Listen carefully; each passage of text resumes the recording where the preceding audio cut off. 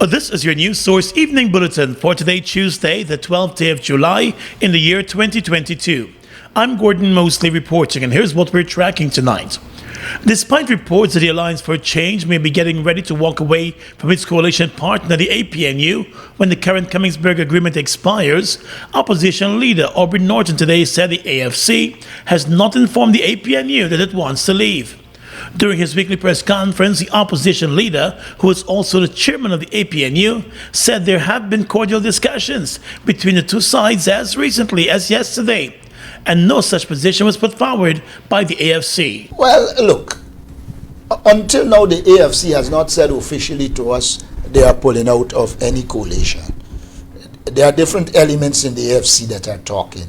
As far as I know, we had a cordial meeting yesterday, and we agree on some joint things. The Alliance for Change has indicated that it wants to rebuild its image and can only do so if it maintains its independence underground. Mr. Norton admitted that there may be some issues between the coalition partners that need to be addressed. In a coalition, there will always be differences.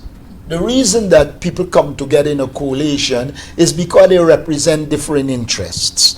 And as you represent different interests, you will have different positions. But there are positions on which you coalesce and organize to achieve your objectives. We are doing that. But we do not believe that there can be some unified, everyone follow the order like the PPP. In a statement on Monday evening, the opposition leader's office announced that the leaders of the APNU, the AFC, and the Working People's Alliance met and decided to work closely together to address the various issues related to the government. The WPA had walked away from the coalition just after the elections, citing a number of differences. However, the WPA has still maintained good relations with the body. More news when we return in just a moment. How fast is fiber? Think fast. GTT Fiber has 3 packages with download speeds of 50, 100, and 150 megabits per second. That's fast enough to stream movies and music, to chat with Gran and Fran, to study, and more. What would you do? Upgrade to GTT Fiber today and don't get left behind tomorrow. Give me one dembe for my whole family. Their bread is tasty. Baked with love and passion by our dedicated team of fine bakers, we give you dembe. With the same great quality you're used to, we now have a slightly new look. Here in Land of Canaan, we are ready to give you even more. Don't wait until you're hungry. Reach for a slice of dembe.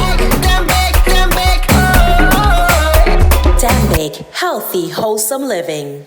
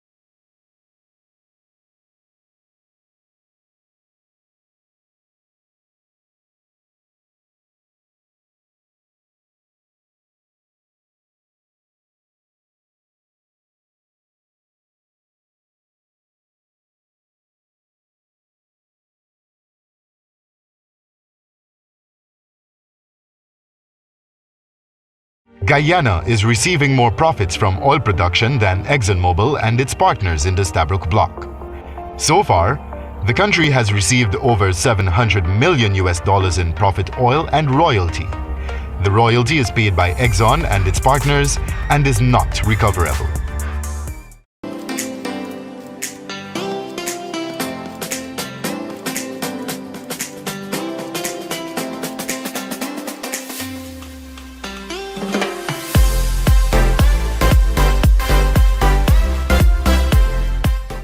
Minister of Home Affairs Robeson Ben wants the High Court to dismiss the challenge by opposition Member of Parliament Christopher Jones to the President's unilateral appointment of Clifton Hicken as the acting police commissioner. Ben, who was named as a respondent in the court action, filed his response to the challenge by Jones and is of the view that Mr. Hicken is qualified and has the experience to act as the police commissioner. According to the Home Affairs Minister, the President's decision to appoint Hicken without consulting with the opposition leader and the Police Service Commission was as a result of the office of both the opposition leader and the Police Service Commission being vacant at the time.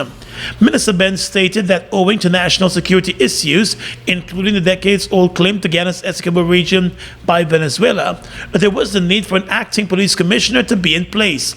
He said there could not be a vacuum left in the office of police commissioner, and the appointment by the president was meant to be for a transitional period until an opposition leader and the Police Service Commission came into place. The Home Affairs Minister said he believes that it would have been catastrophic for the president to leave a vacuum in the office of Commissioner of Police while waiting for the appointment of an opposition leader.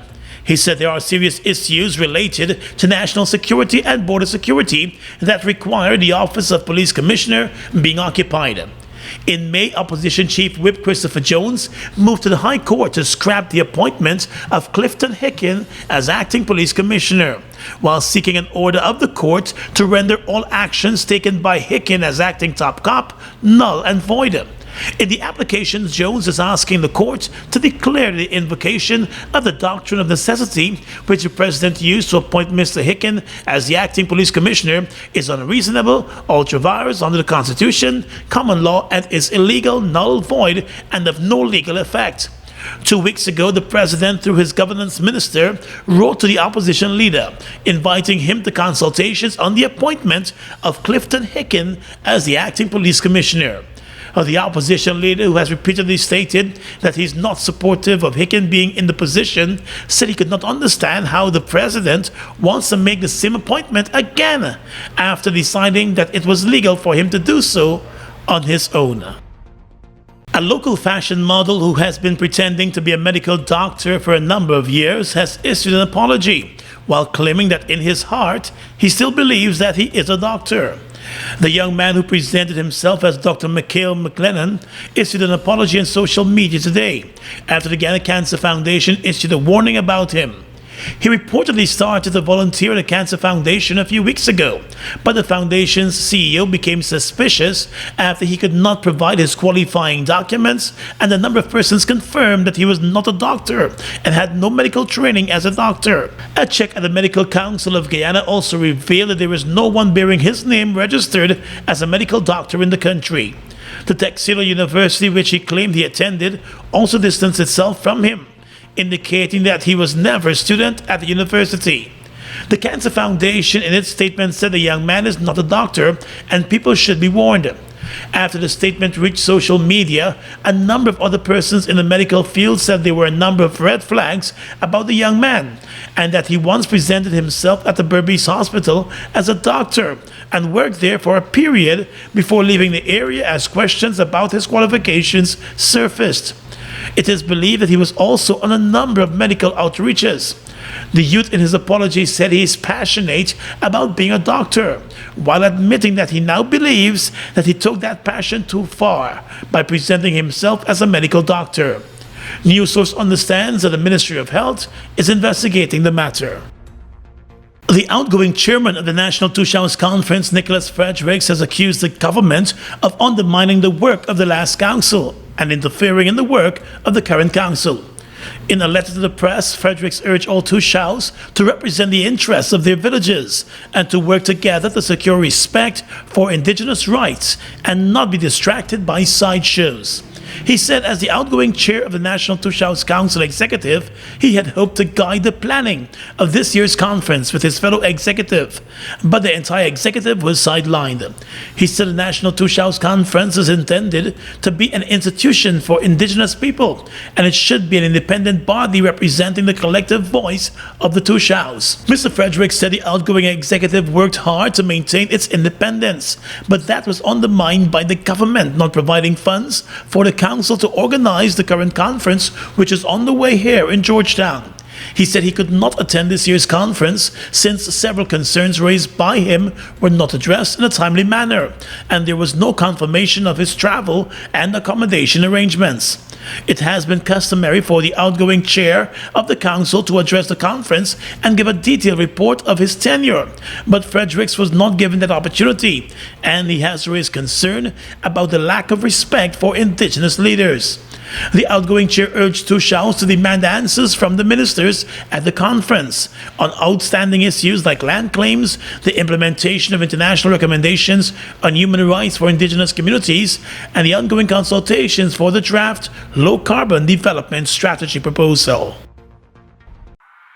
Get ready for the most anticipated launch of the year. It's the official launch of Booker Ride, Guyana's premier ride-sharing transportation service. And we're doing it big with a concert you won't want to miss. Featuring for the first time in Guyana, international dancehall and pop superstar Jada Kingdom. I can remember me did wanna hold up. I made it really just a song, you know, ready for. Go love the same way. Let's get married, done with the play dates. Alongside soca sensation Nessa Preppy. Well, girl, whining, red woman, whining, red girl, whining, red woman. Bollywood and chutney princess Savita Singh. With performances by C. Kush and Drew Tobin. Hosted by Gully Raz. All the excitement is happening at our poolside on Friday, August 5th. Guyana will come alive. Tickets are $5,000 for general admission and $20,000 for the exclusive VIP. It's the Booker Ride launch concert on Friday, August 5th. You won't want to miss it. Sunshine snacks, cheese balls, grab a sunshine, double cheese balls. We are crunch on a cheese balls. Daddy nickel pick, double cheese balls. Sunshine snacks, cheese balls, grab a sunshine snack, cheese balls. Stuff cheese in every bite, flavor in every crunch. Extra cheese, we love it so much. Love cheese in every bite. Grab a sunshine, double cheese balls. We are crunch on a cheese balls. Daddy nickel pick, double cheese balls. Sunshine snacks, cheese balls. Grab a Sunshine Snacks cheese puffs today. More cheese, more flavor. Doors and windows, Republic. Rooms and more, Republic. A brand new rug on the floor. Come to Republic, come to Republic. Whatever you need, you got it. Come through and get your mortgage. Live the dream with Republic. 95 to 100% financing, 50% waiver of negotiation fees, plus one lucky person gets their mortgage paid in full. Turn someday into today. Talk to Republic Bank about your low-cost mortgage today. Get a chance to win a brand new Toyota Race when you apply for a home loan. Get pre-approved by applying online, in bank, or at the Building Expo. Apply now. Promotion ends July 24 and the drawing will take place on the final day of the International Building Expo. Here's your chance to win and drive home a Toyota Race. GBTI, we see Guyana through your eyes.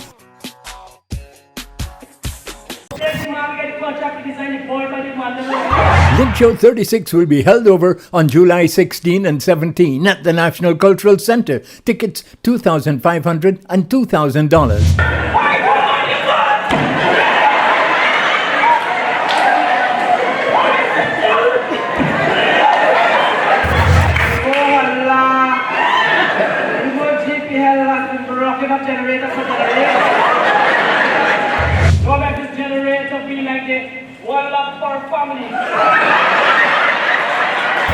Link Show 36 holdover July 16th and 17th. Get your tickets at the National Cultural Center. Well, People's National Congress executive member and former member of Parliament Mervyn Williams today urged Indigenous leaders who are in Georgetown for the National Tushals Conference to reject what he sees as the government's apparent attempt to set the agenda for the conference and ultimately determine how the villages should be managed by the Tushals.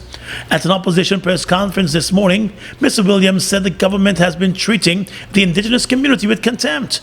And while it is boasting about doling out millions in those communities, there has been little to no progress. Indigenous leaders must therefore see this year's conference as the occasion when they must take a stand and draw the line in the sand for their right to self-determination. The APNU plus AFC stand ready to support your struggles against the PPP domination and control of your cause for equality of treatment.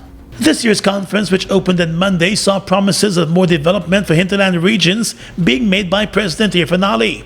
The sore issue of land titling and demarcation also dominated the opening of the conference, with a pledge by the government to settle the issue once and for all.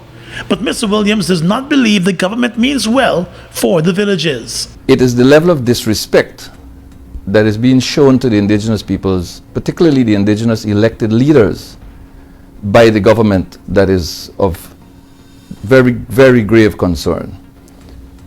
So the leaders, without regard to political affiliation, because that is really not an issue here, leaders generally feel that they are being disrespected. It was also explained that even before the Tush House conference, village leaders have been making their issues known about their communities.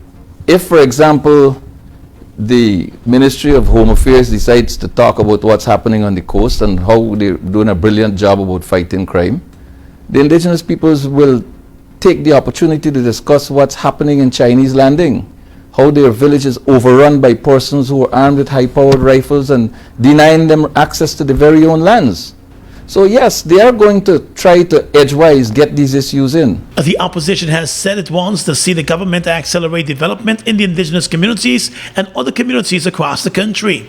The government has indicated that it intends to continue with a number of development programs in the indigenous communities. And there's a recall tonight. The Massey Distributors Company has issued a recall notice for a batch of the Jergens 10-ounce Ultra Healing Moisturizer. The local recall follows the recall by the U.S. manufacturer of the product. According to a statement from the Government Analyst Food and Drug Department, the voluntary recall is as a result of possible health risk associated with a specific batch of the product. Consumers should look for the batch code ZU722771. It was explained that the potential risk is due to the presence of a bacterium known as Pluralibacter gergovii, which typically poses little medical risk to healthy persons. However, persons who have certain health problems, such as a weakened immune system, may be more susceptible to infections.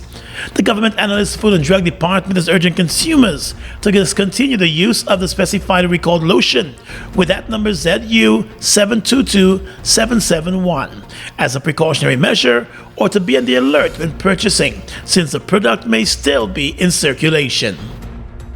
The U.S. Embassy here in Georgetown has handed over a shipment of 12,870 Pfizer COVID-19 vaccines to further boost the country's vaccination efforts against COVID-19.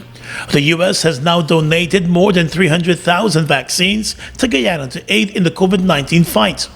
In a statement, the U.S. Embassy also indicated that the U.S. administration has donated more than $790,000 to Guyana in COVID-19 related assistance. The assistance came from the U.S. Agency for International Development, the Centers for Disease Control and Prevention, and the Department of Defense in the U.S. The embassy also stated the United States has contributed $4 billion to the COVAX vaccination initiative, representing the largest commitment globally from a single country. The contribution, the embassy said, builds on decades of U.S. investments in global health and global health organizations and demonstrates the U.S. government's commitment to build back better by strengthening multilateral cooperation on global health. The embassy is encouraging Guyanese to take steps to prevent the further spread of the pandemic by getting vaccinated and following the health protocols. The International Monetary Fund has thrown its support behind Guyana's plans to bring down electricity costs through the landmark Gas-to-Energy project. This project is being supported by ExxonMobil and is expected to bring great relief to the people of Guyana through a massive reduction in electricity costs. Get a chance to win a brand new Toyota Race when you apply for a home loan. Get pre-approved by applying online, in bank, or at the Building Expo. Apply now! Promotion ends July 24 and the drawing will take place on the final day of the International Building Expo. Here's your chance to win and drive home a Toyota Race. GBTI, we see Guyana through your eyes.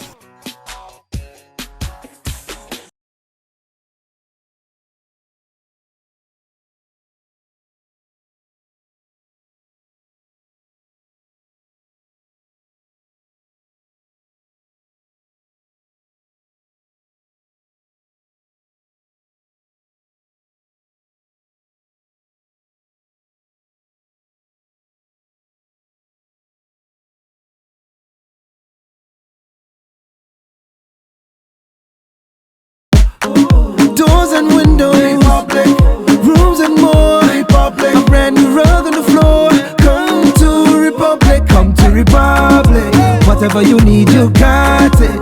Come through and get your mortgage. Live the dream with Republic. 95 to 100% financing, 50% waiver of negotiation fees, plus one lucky person gets their mortgage paid in full. Turn someday into today. Talk to Republic Bank about your low-cost mortgage today.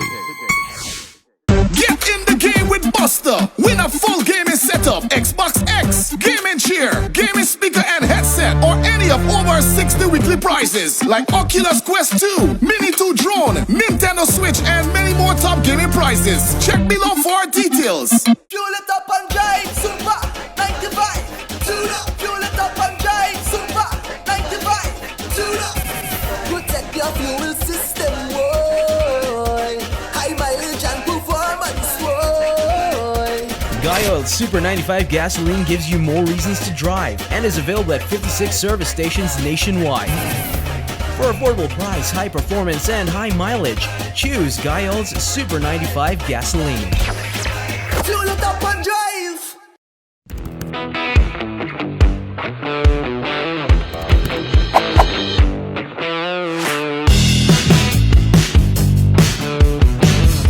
Across the region tonight, we begin in Haiti, where gun battles between rival gangs have killed more than 50 people since Friday, near Haiti's capital of Port-au-Prince. Shootouts between gangs in the impoverished suburb have also left more than 100 people wounded, according to the mayor, Joel Genius, of the town. He said people who were hunkering down during the shootouts also were attacked and killed. Gangs have also blocked access to a number of areas, the Haitian media is reporting. West Indies Group, a Haitian conglomerate that owns a terminal in one of the areas, did not respond to a request for comment. The Office of the Prime Minister in Haiti did not reply to a request for comment either to the Reuters news agency. The violence appears to be as a result of confrontation between two gangs, one known as G9 and the other one known as GPEP. Gang violence has spiked since the death of President Jovenel Moïse, who was assassinated a year ago. In Panama, the president has announced a reduction in petrol prices by more than 24%.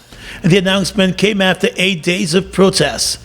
Demonstrators say they want the government to do more to curb inflation after the cost for food, medicine, and electricity, as well as fuel, shot high. In a televised statement, the president said the price rises were due to the effects of the COVID-19 pandemic and the consequences of the conflict in Ukraine. He added, as well as reducing petrol prices for private vehicles, his cabinet would cap the price of 10 basic products without specifying those products. The cost of fuel for public transportation had already been capped at the start of June at $3.95 per gallon. The Panamanian media have described the measures as an attempt by the president to take control amid the worst crisis since he came into office 3 years ago. And finally tonight, international news. Sri Lankans are waiting for President Gotabaya Rajapaksa to meet a promise to resign after he fled mass protests over the island's worsening economic crisis. He went into hiding after thousands stormed his palace on Saturday. Mr. Rajapaksa announced that he would step down on Wednesday to ensure a peaceful handover of power. His prime minister also indicated that he would quit. Protest leaders are demanding that both men go now along with the government or face much bigger demonstrations. Sri Lankans blame the president and his administration for their worst economic crisis in decades. For months, they have been struggling with daily power cuts and shortages of basic items like fuel, food, and medicines. The departure of the president threatens a potential power vacuum in the country, which needs a functioning government to help start digging it out of financial ruin, reports the BBC. And that's your News Source Evening Bulletin for tonight. I'm Gordon Mosley reporting and encouraging you to stay safe.